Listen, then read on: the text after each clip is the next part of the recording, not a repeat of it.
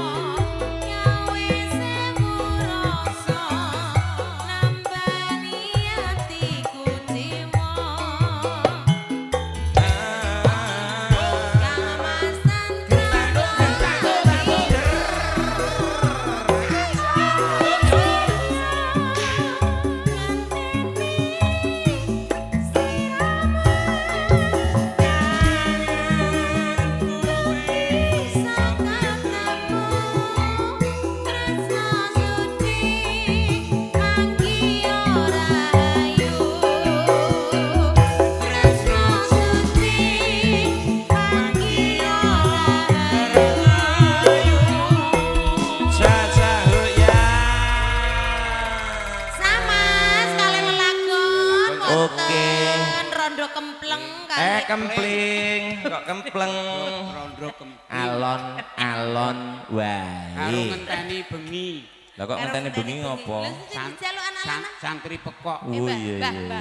Anak lanang sing lingguh koyo kepenak mbok melu. Lho ya coba Mbak dipraktekno. Kayak ngono kuwi. Heeh. Penak e lho kalau Iya, anak iya, melu kayak melu ngono kuwi. Nggih. Nah, rodok semundur. Nggih.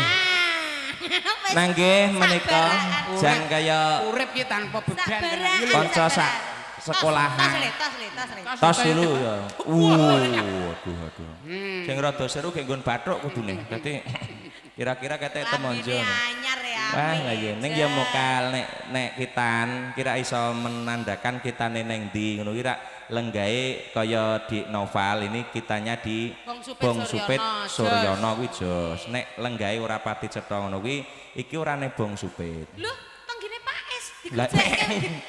aku rumah samu kok disebiti no kok Mboten Mas niki ming dikerah kirik kok. kok dikerah iki padake apa? Mawut tatune Mas. Iya. Ya padha wae gordene bedane nek biyen kan urung canggih kaya saiki. Lah iya. Saiki paribasane 2 dina kok wis iso mari. Aku biyen ki ya 2 anu yang 2 dina ya. 2 sasi. Weh, karena memang sudah bermacam-macam. Saiki ana metode laser. Ana metode hipnotis. Oh, lah kuwi metode hipnotis kuwi. Metode Hipnotis. Cukup digeplek langsung mari.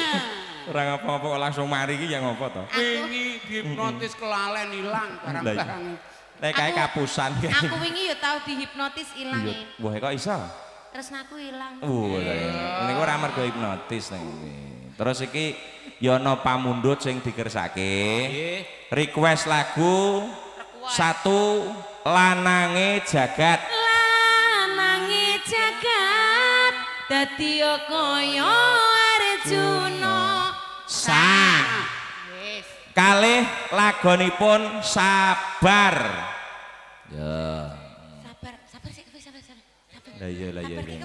Iya. Wingi nganu. Kaya ngene rasane ra karuan. Mangan kopi pahit rasane kok pahit tenan. Kopi legi kok kopi pahit ini. Mangan mangut lele rasane kok kaya gule. Kowe lah kok malah gule to kudune tempe to. Apa kaya ngene rasane wong ora duwe sah. Nah, kene gampang man. Ora kaya ngeduke BRI terus masa ngomong minangkane pamundhut kok ya. Nek BRI wis. Lah iya. Terus apa meneh? Urung ana neh ko. Lenggah duduk, lenggah sekeca engko lanange jagat sing dikirsake sing ngaturke Mbak Niken Sarindang. Nika ingkang pun kersaken keluarga. Terus pokomen udakara menika pun aturaken pokomen iki kabeh nggih diaturke kono karo Mbak Niken. Terus sing liyane engko tembang-tembang yang lain boleh dipinangkani satu persatu bareng kanca-kanca Osin. Musik wonten ing wedal menika. Dik Vivi Kesia monggo gilirane nyanyi ngaturke lelagon.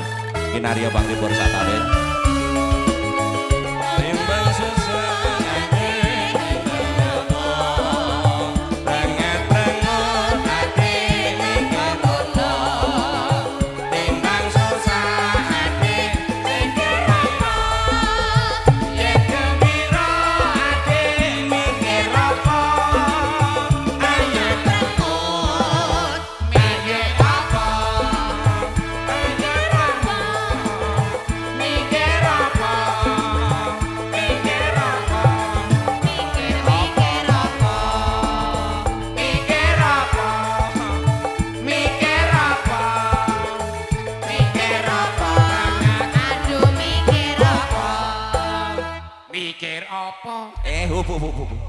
lagune ora kok gur mikir apa tok. Kok bareng aku sing metu Mbak Niken karo Mbak Gula saking seneng mikir apa jane mikir apa to? Saking senengku kowe.